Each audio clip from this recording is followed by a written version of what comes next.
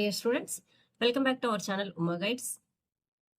So NEET రాసినటువంటి విద్యార్థుల కోసం ఇక్కడ ఈరోజు ఒక న్యూస్ పేపర్లో ఎంబీబీఎస్లో ప్రవేశానికి ఆఖరి ర్యాంకులు ఇవి అని ఒక న్యూస్ ఆర్టికల్ అయితే ఇచ్చారు. సో చూద్దాం దీని గురించి.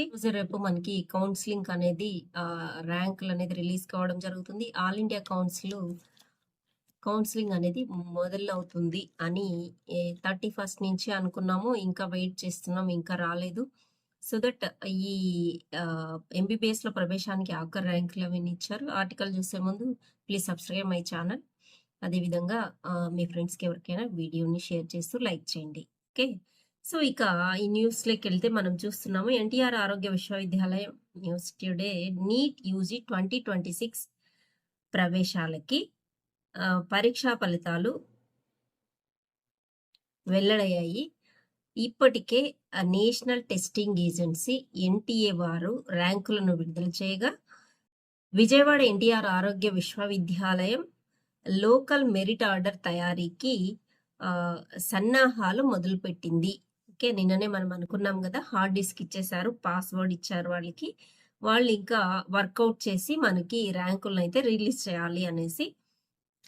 సో వైద్య ఆరోగ్య శాఖ నుంచి కొన్ని జీవోలు వచ్చిన తర్వాత నోటిఫికేషన్ విడుదలవుతుందని విశ్వవిద్యాలయ వర్గాలు పేర్కొన్నారనమాట. సో వాళ్ళు మనకి ర్యాంక్స్ డిస్ప్లే చేయాలంటే వాళ్ళకి జీవో రావాలని చెప్పారని ఇచ్చారనమాట. ఓకే, ఇక అప్పుడు నోటిఫికేషన్ విడుదలవుతుందని విశ్వవిద్యాలయ వర్గాలు చెప్తున్నారు.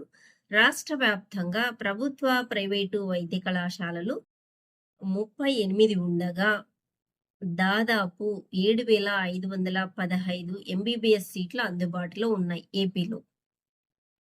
ఇప్పటికే ఆల్ ఇండియా స్థాయిలో ర్యాంకులు ఎంతెంత వచ్చాయో అభ్యర్థులకి అవగాహన వచ్చింది, అవునా? సో ఇక ఏ ర్యాంకులకు ఎంబీబీఎస్ బీడీఎస్ సీట్లు ఏ కళాశాలల్లో వస్తాయో తెలుసుకునేందుకు గత ఏడాది ఆఖరి ర్యాంకుల జాబితాను ఎన్టీఆర్ ఆరోగ్య విశ్వవిద్యాలయం విడుదల చేసింది.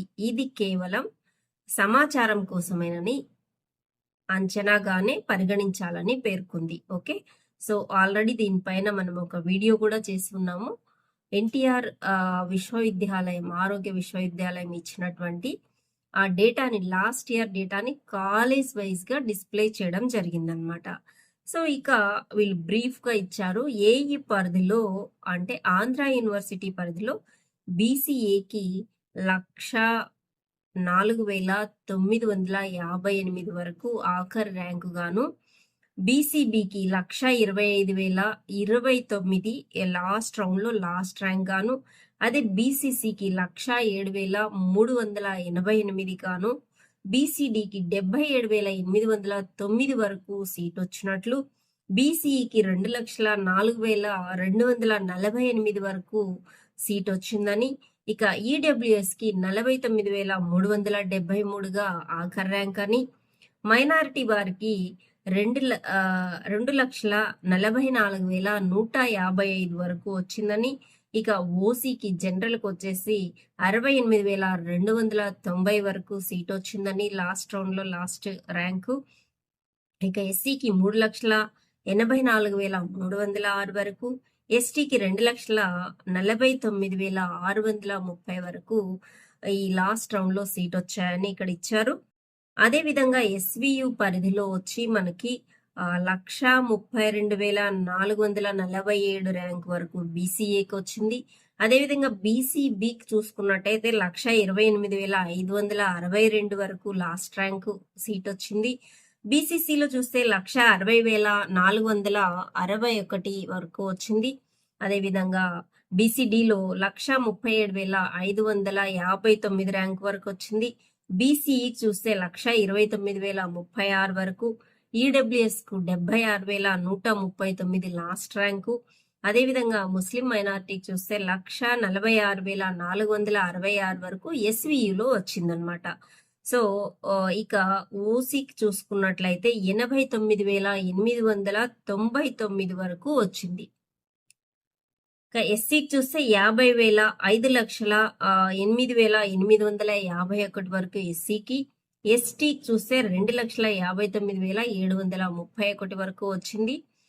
అదే విధంగా ఇది ఎస్వియు పరిధిలో ఆల్ కేటగిరీస్ కి వచ్చినటువంటి లాస్ట్ ర్యాంకు లాస్ట్ రౌండ్ లో.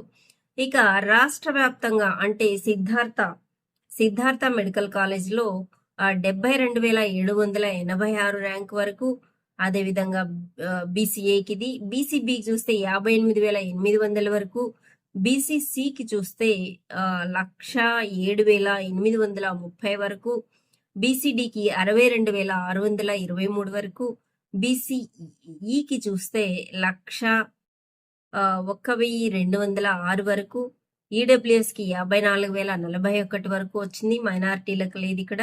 సో ఓసీకి 43,916 వరకు మాత్రమే సిద్ధార్థ మెడికల్ కాలేజ్ లో వచ్చింది. అదేవిధంగా ఎస్సీకి 1,44,859 వరకు యూనివర్సిటీ సిద్ధార్థ మెడికల్ కాలేజ్ లో వచ్చింది. ఎస్టీకి వచ్చేసి 2,23,293 వరకు వచ్చిందనమాట. ఇవి వచ్చేసి లాస్ట్ ర్యాంక్ లాస్ట్ రౌండ్ లో last rank last year వచ్చినటువంటివి.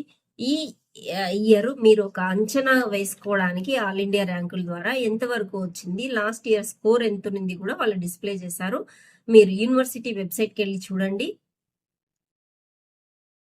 Okay, so ఈ విధంగా లాస్ట్ ఇయర్ ర్యాంక్స్, దీన్ని బట్టి మీకు ఇప్పుడు ఎంత ర్యాంక్ వచ్చింది.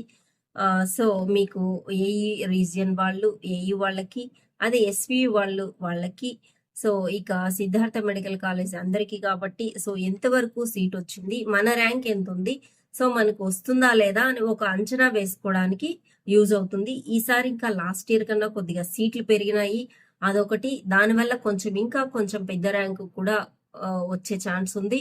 ఇక రెండోది ఏంటంటే అందరూ చెప్తున్నటువంటిది మనకు తెలిసిన విషయం, కొద్దిగా నార్త్ వాళ్ళు ఎక్కువ మందికి టాప్ ర్యాంక్స్ లో ఉన్నారేమో అని ఒక అంచనా.